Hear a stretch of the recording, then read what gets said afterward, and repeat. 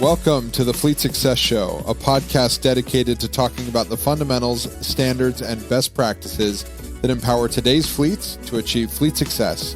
Let's get into the show. Hey, welcome to the Fleet Success Show, the place where you learn how fleets can succeed. I'm Jeff Jenkins. I'm your host today. I'm actually going solo. And if you're lucky enough, you'll be able to see the video of me so you can just stare at me the whole time, which is a treat for everybody, right? I know me especially because I can look at myself. But today, we've got a really special guest. I'm really excited about this conversation, right? So this is a company that's based in New Zealand.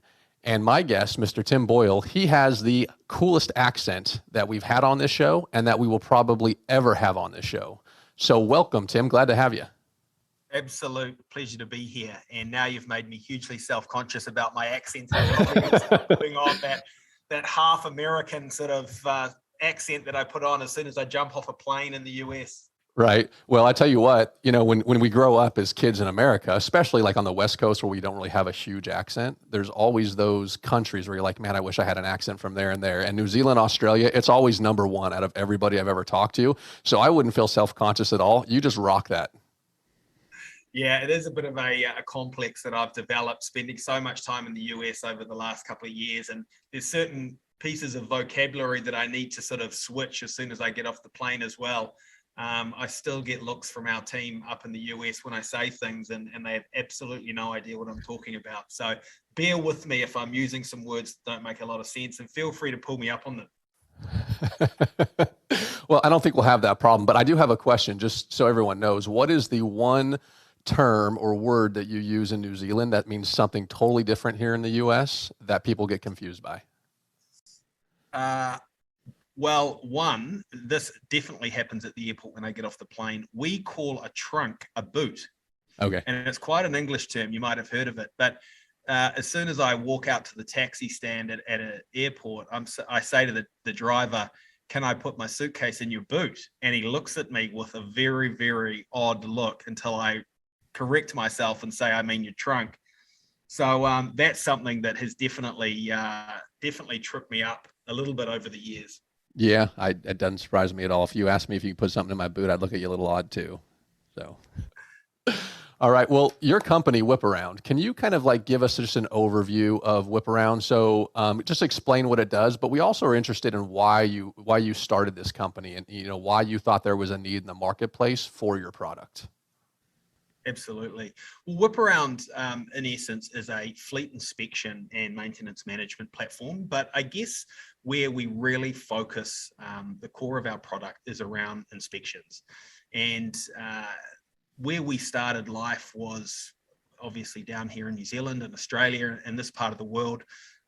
We noticed the increasing amount of compliance that trucking companies in particular were having to keep up with in the face of ever-changing regulations. There was a big wave in both New Zealand and Australia around workplace safety and legislation around that. And in the dealings that we were having with trucking companies, you know, this high volume, low margin environment, the compliance side of things was really starting to slow them down. And where we knew technology could step in, I guess led us to the American market. And with DVIR regulations and everything that the FMCSA is sort of, governing in terms of carriers, we knew that the problem that we were setting out to solve down here in this part of the world was far more obvious for the industry up in the US. And that's really where we started focusing our software and our product to cater for that problem, right from DVIR and that inspection piece, right through to how defects and issues and reporting and audits and all of that sort of thing for compliance was managed. Okay. So the regulations obviously are different for the different countries. The US is probably a lot more stringent when it comes to driver's hours, obviously with the ELDs, the electronic logging mandates that have come through. So how do you, when you have your product, right, how do you go ahead and how do you fine tune it for the different regulations based on the country or even the state or provinces that you operate in? Well, I guess one of the key elements of Whip Around is that we're a fully customizable platform. And, 97% of our customers are in North America. So we've sort of very much focused on what what the rules and regulations for North America are. And there is, workflows and sort of intelligence built into our platform that speaks specifically to that. But the custom nature of, for example, our form builder allows for not only the inspection process for drivers or equipment operators to be tailored to that particular asset or a particular process. We have a lot of customers in the construction industry, for example, who are using the opportunity they have with their drivers having the Whip Around app to also start layering in some customized processes around job site safety audits and more OSHA related processes that aren't necessarily linked directly to an asset. So our team is really clever in the way that we can sort of leverage the customized nature of our form builder and our workflows within our platform to speak to different points in drivers' days or different configurations for businesses, depending on whether it's for a binary DVIR process, which we sort of predominantly start our conversation with our customers with, or whether it's something a little bit more bespoke for oil services or pipelines or something that's a little bit out of the box when it comes to safety or compliance. Yeah. So you said construction is one of like the major industries that you're in, and I'm sure that you are in a lot of different industries just with the nature of what you have as far as your product is concerned and the DVIRs. So I'm curious, like, what kind of feedback do you get when it comes to that? So let me tell you where I'm coming from, because in trucking, right, we've obviously have the same mandate that you've got to have with the DVIRs, and I bet you less than 80% of every truck driver actually does a walk around when it comes to doing their daily inspection. It just doesn't happen. Well, I mean, we would get on guys all the time. I mean, they get pulled over for a roadside inspection and, their tires are showing wires on one of them, or their brakes are down, or whatever they should have caught on their daily walk around. They didn't, because they don't do it.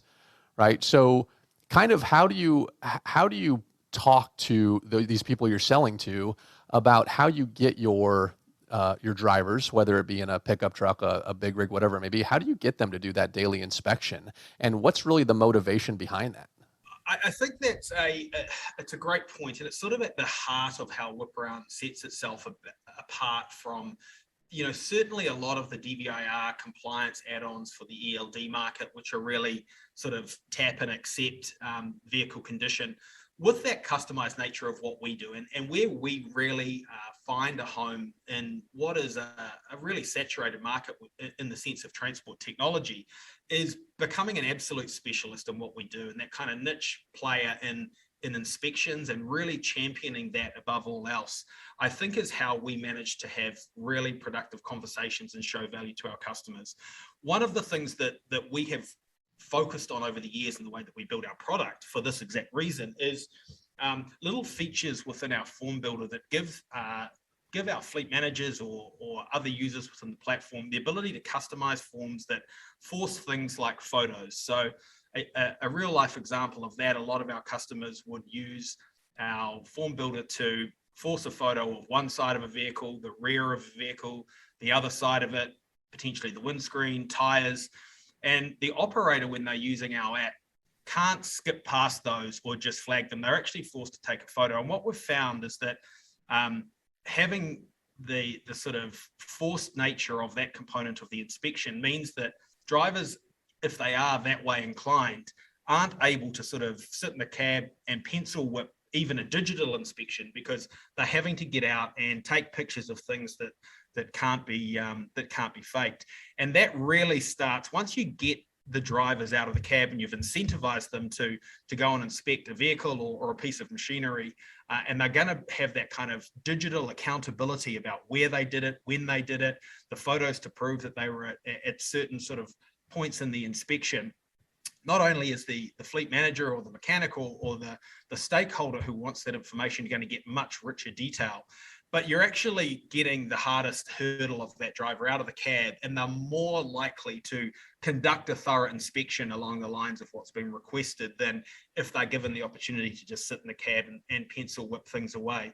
So by us really focusing on where we champion, that inspection as the start of a safe process for vehicle maintenance, but over and above even the vehicle maintenance, just of driver well-being, of driver safety, We have a huge amount of customers using us to add on additional assets and equipment and processes even around that vehicle that include things like marketing collateral or promotional banners if it's landscaping companies that are going out to do yard work, payment terminals, in-cab, different tools and equipment. So we really believe that the inspection component of a driver's day is a huge opportunity to not only just meet your vehicle compliance needs under the eyes of the law, but really build a safety culture within your workplace and sort of set your employees up for a much better productive day ahead, eliminating a lot of those errors that can happen,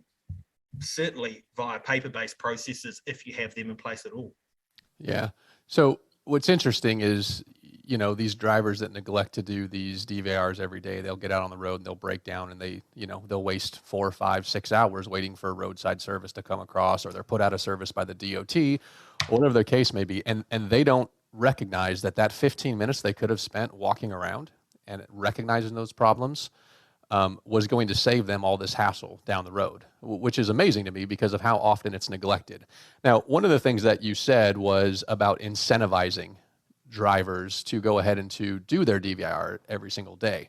I'm curious, have you heard of things that your clients are doing to incentivize? Is there something specific that, anybody that's listening that is okay, well, I think it's a good idea. We should incentivize people to go ahead and make sure they're doing this. What are some of those things that maybe you've heard?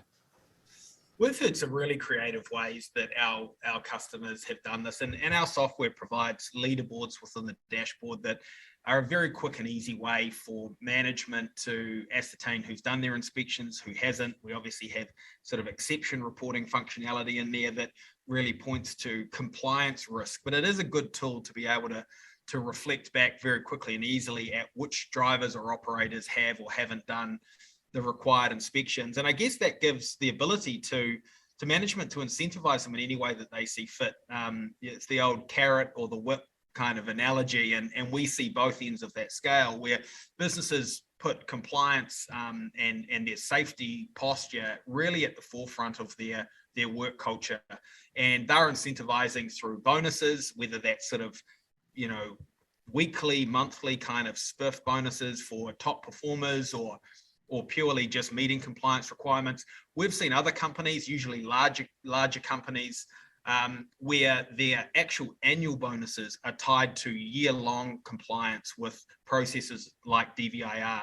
And where Whip Around's been able to come in and help them with that, where the majority of our customers have really transitioned from paper sheets and paper-based processes, is that they have that information readily available to be able to very quickly and easily pull up a list, stick it in the lunchroom and say, hey, Jimmy, you're at the top of the list. Well done. Here's a Dunkin' Donuts voucher or your annual bonus. And then, Pete might be sitting at the bottom there and he hasn't done half his inspections for the month. And I think when you bring that into a forum that's really public, it starts incentivizing better behavior, because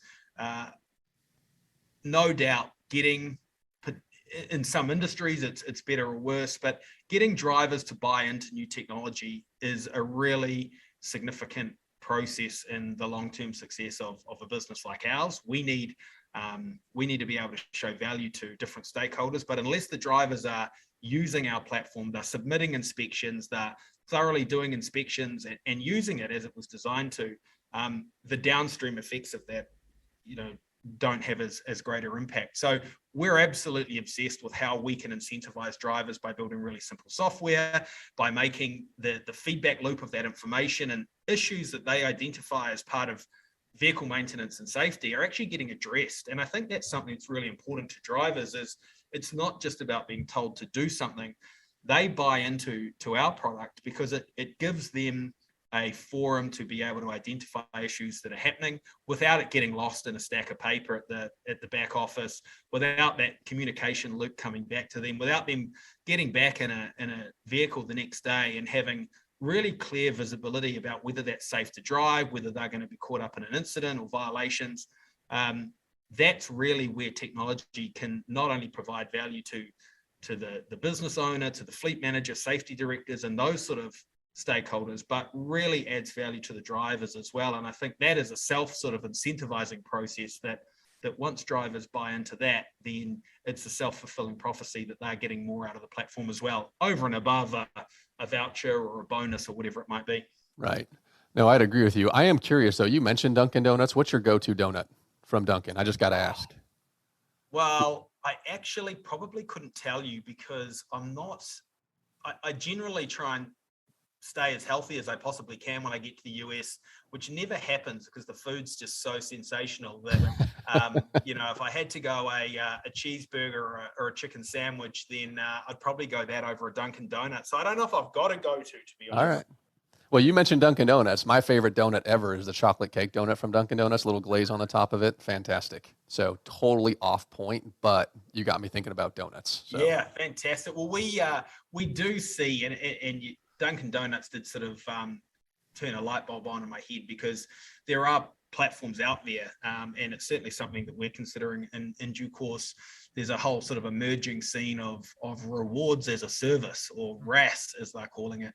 And it is this integration to incentivize, not just unique to the transport industry, but any user-driven kind of technology where you're trying to reward behavior or whatever it might be. You can plug in these platforms that enable you to reward good behavior or usage or whatever it might be. And it is the likes of Starbucks and Dunkin' Donuts and things where $5, $10 vouchers are kind of quickly distributed amongst people that have. So I think it's a great concept, and hence why I sort of brought up Dunkin' Donuts, because I've seen it used very effectively before.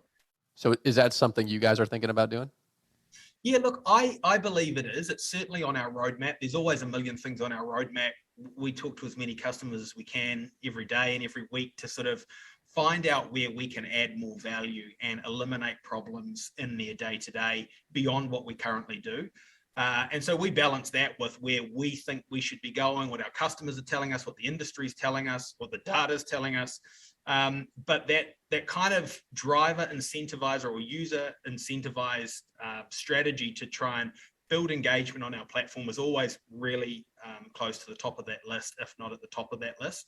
And so things like rewarding users for engagement on our platform is always going to be something that we're considering to help our absolute champion, who's generally the fleet manager or safety director or business owner, get the absolute most value out of what we do, which is delivering them a seamless way to connect inspection data, defects, right through to management, and then even further when we integrate with the likes of RTA to be able to take what we do sort of at that collection point and middle management where the defect sits into something that's deeper and more deliberate and complex, such as what RTA do, and integrations are a big part of where we want to head as well.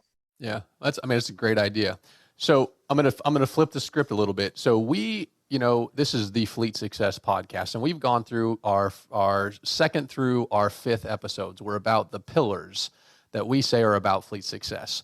So I want to address each one of those individual pillars, and I want to ask you how you feel a DVIR fits in with that pillar, right? So it may surprise you if you don't know what the pillars are, which most likely you don't, right? So this is going to get you off the cuff. So I guess we're going to get some raw answers here.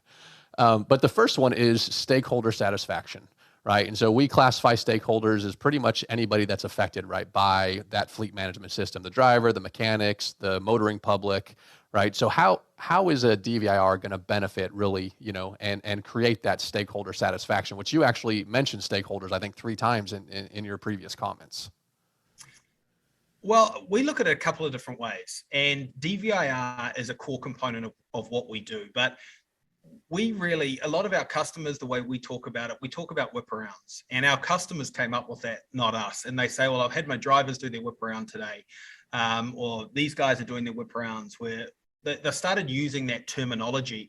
And where that's really come from is that the way we view the world when it comes to DVIR is slightly broader. The output certainly is a DVIR, and you can have that reporting, you have record retention when it comes to compliance or audits or whatever it might be.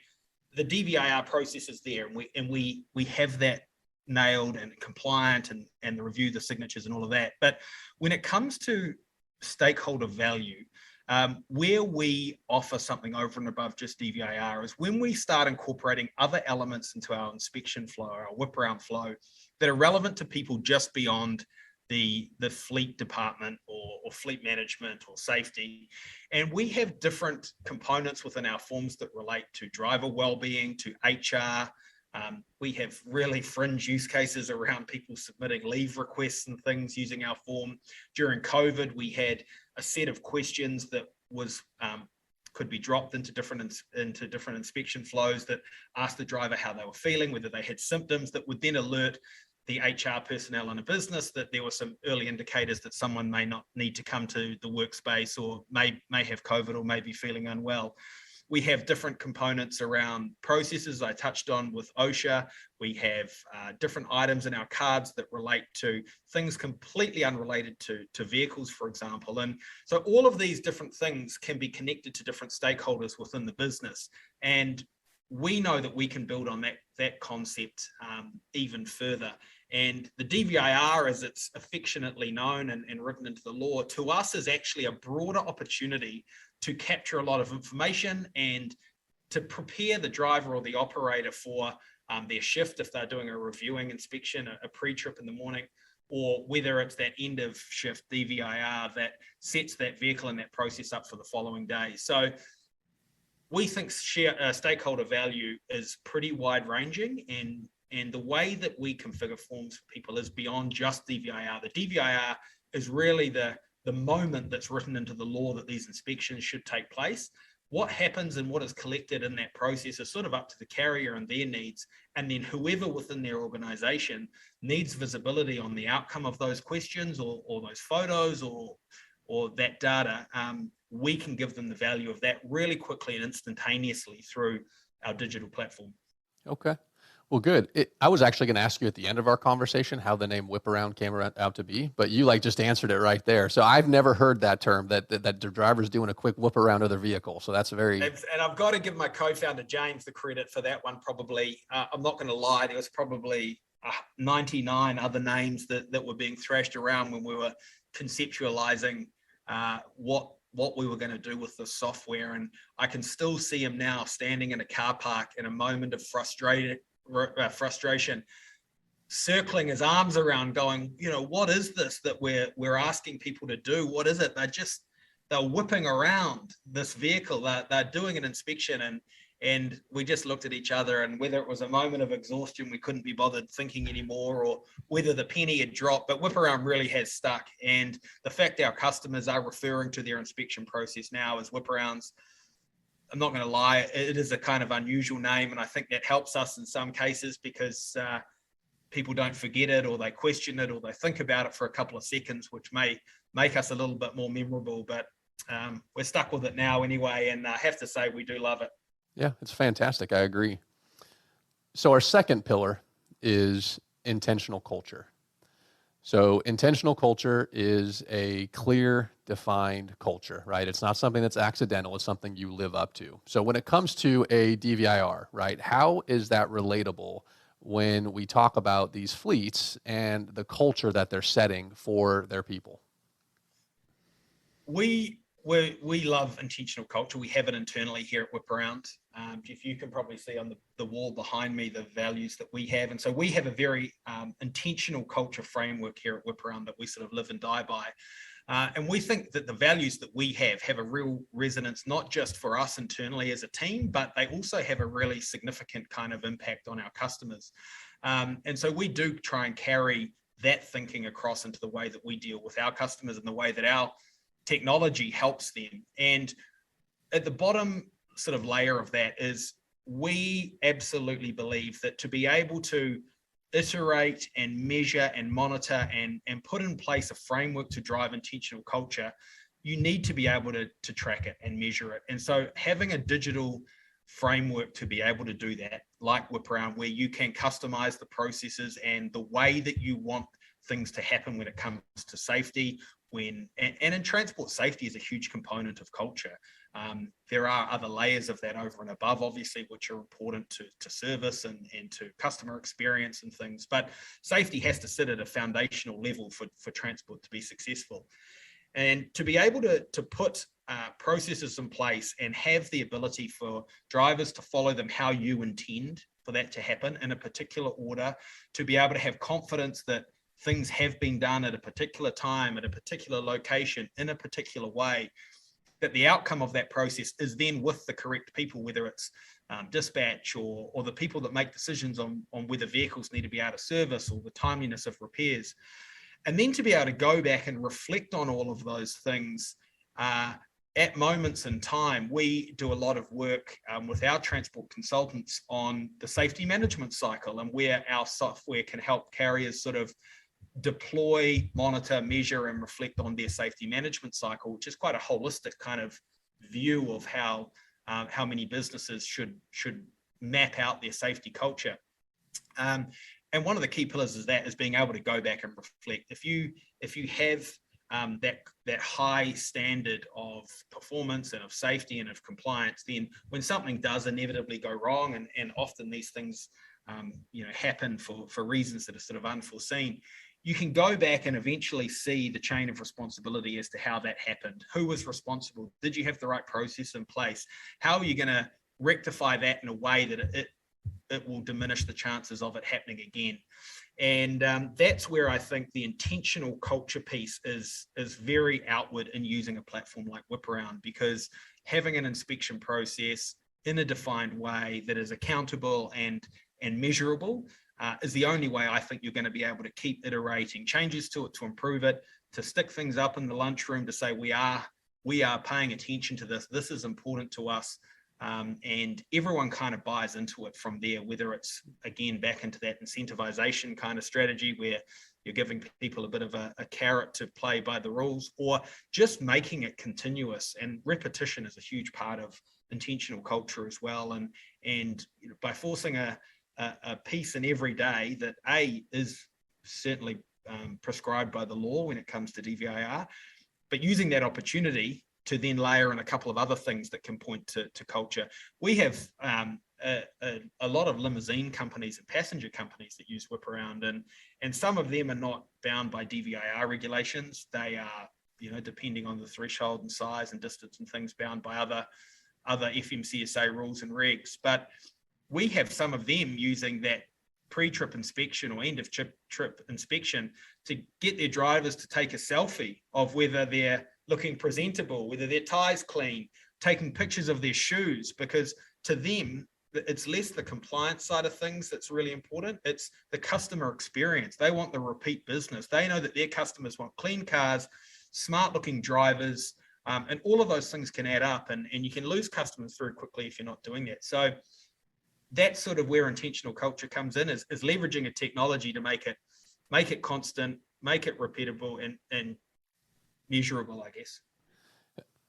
Yeah. So, that's actually fantastic, right? Is that it is used to help enhance those companies' culture, making sure that compliance is actually setting root. So I love that. I love that additional little nugget, I guess, that your software provides those companies. So our next pillar is resource efficiency. And basically what we say on resource efficiency, right, is there's two things that you have that are pretty finite, and one is time. Obviously, you're never going to get time back. And then the other one is, money or capital. So we've got those two things. So I'm curious when it comes to, the DVIRs, like, are there good success stories that you have when you talk about, those resources? So money specifically, like, is there a good ROI, when you implement a system like this, for these companies that may be having issues with, just their vehicles in general?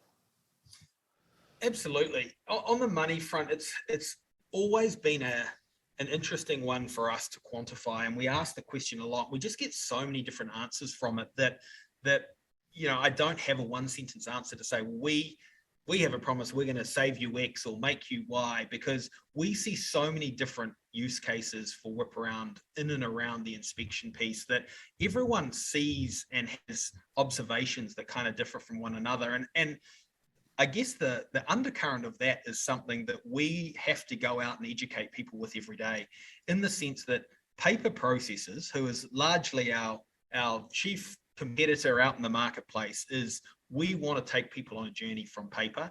And disparate systems and spreadsheets into a consolidated platform where they can really benefit from all of the obvious things that brings. But the hidden cost of paper is something that a lot of businesses don't actually understand to the full extent. And it's something that we go out and preach. That we've just launched a fantastic new campaign that one of our absolute superstars in our business, Trent, has put these videos out. And we're now taking a paper shredder to the trade shows. We're at CVSA, we're at TMC, and we're taking bags of fake money, movie money, but it looks pretty real. And we're just shredding it. We're asking people to come up and tell us how many assets they have in their fleet and how much do they know how much paper processes are costing them. And it's kind of multifaceted. It's not just, hey, the cost of my books are, $4.60 a month, and I might save, a few minutes here and there. There's everything from the ability to have that real-time decision-making and transparency around avoiding violations, not getting pulled over in way stations and getting pinged for stuff that could have been prevented at the start of the day through a thorough inspection, or at the end of the day in that DVIR. It's about paper handling, and we certainly don't go out and champion that people should save a lot of time using a solution like WhipAround in their pre-trip. We understand the importance of doing a thorough pre-trip and being able to make sure that vehicle's safe. Where we come in and really start saving money and resource and efficiency is when that piece of paper's got to go back to the front desk and someone's got to scan it into a computer and put it in a file or email it to a supplier or a mechanic, and they've got to pick up a phone and schedule a time for maintenance. That whole connectivity that paper kind of breaks down lines of communication. The good outcome of that is things may still get fixed, potentially, but a lot of the time things don't get fixed, and we end up in this kind of vicious cycle where compliance scores and things get a bit out of control. You're starting to get pinged a bit more. You end up on the slippery slope. And so different carriers appreciate that at different levels. And once they start using, digital software, preferably WhipAround, they start noticing these incremental things building up and time saving, violations sort of being eliminated or mitigated at the front end as vehicles become better maintained. Safety culture improves again, so you start getting more proactive drivers actually focusing on different vehicle maintenance issues within the fleet. And so you sort of have this snowball effect of improvement that comes across a business from all facets. And it's really just about clarity and visibility and real-time information. It's not rocket science. We do build some intelligence into the platform and workflows and automation that helps our champions. But really, we just want to champion the fact that the old way of doing things is no longer relevant and valid in this day and age. We use email, we use communication tools like Slack. Most of our customers are using some form of tracking or telematics or maintenance software like yours. And so in a lot of ways, the paper inspection process and what wraps around that is almost the last sort of remaining battleground where we need to go out and help people see the value in what we can do by connecting whole teams, internal, external stakeholders around issues. And I think that just intrinsically creates massive savings on resource. Yeah, I would agree. And, the final pillar that we have is risk management. And you've talked a lot, just as you've gone through and talked in these other three pillars, a lot of things that happen to fall under that bucket of risk management. And one of the things that we've talked about before on this podcast is when it comes to risk management, you don't know what you're preventing, right? So you don't know what kind of money you saved or accidents you've prevented or lives that you've saved based on the fact that you are doing those inspections, walking around and seeing problem areas that may come from certain vehicles. Is there anything else that you want to add when it comes to just risk management? I guess it's just a personal interpretation of how I've sort of learnt the rules and regulations and my perception of safety over certainly the last few years in WhipAround. And it really, no matter where you are, whether it's in Asia Pacific or in the US, it's really just about demonstrating that you do have a process and you've thought about it and you are sort of enforcing a way of doing things to mitigate as much risk as possible. I don't think the law ever says you will never have an accident or you will never have a violation happen. It sort of has a fairness in it that if you can say, well, yeah, this went wrong, but look, here is this clear documented plan that I have for the maintenance and management of this vehicle. Here is the process that my drivers go through every day. Here is the auditable trail of how we have repaired these different issues in the past. This is a bit of a one-off, I'm sorry. I think the law and enforcement should really take that and understand that the framework is really, really important. It's when people don't have that framework that risk management sort of falls apart, and you start seeing repeated things, and that's where I guess the SMS system and things kind of reflects repeat offenders and puts them under the spotlight for a little bit more heat.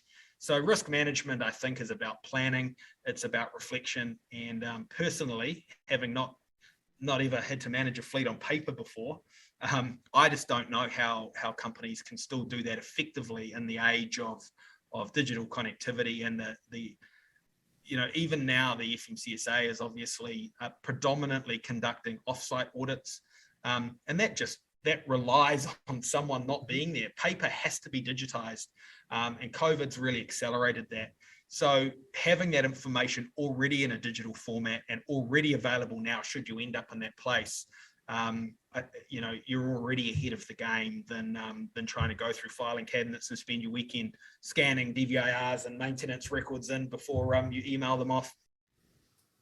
Well, I mean, from a liability stand, how easy is it to pencil with paper, right, and falsify documents versus if you've got that, that app, that digital copy, you've got it right when it happened. You've got the pictures to prove, that everything was okay or wasn't okay or whatever the case may be. So, I mean, you do cover your own ass when you do have that digital capability to be able to have that documented. And like you said, you're not wasting time going through a filing cabinet, because a lot of times, at least in trucking, when someone would come in and ask to do a DOT audit, I mean, you're looking back 7-8 months through paperwork and filing cabinets trying to find the right paperwork.